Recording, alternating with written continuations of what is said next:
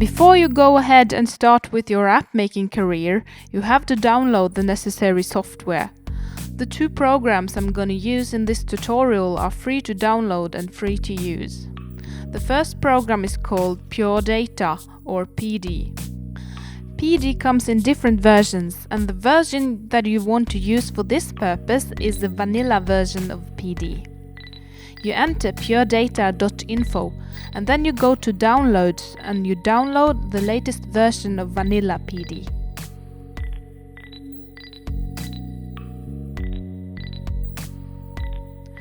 The other software is called MobMuPlat.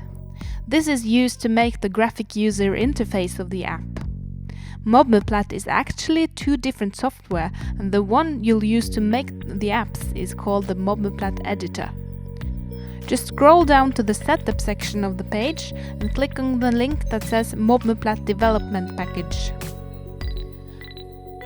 MobMuPlat is also the platform you use on your mobile phone to open your self-made apps.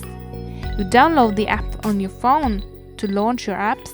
You have to upload them to your phone and put them in the MobMuPlat folder on your phone.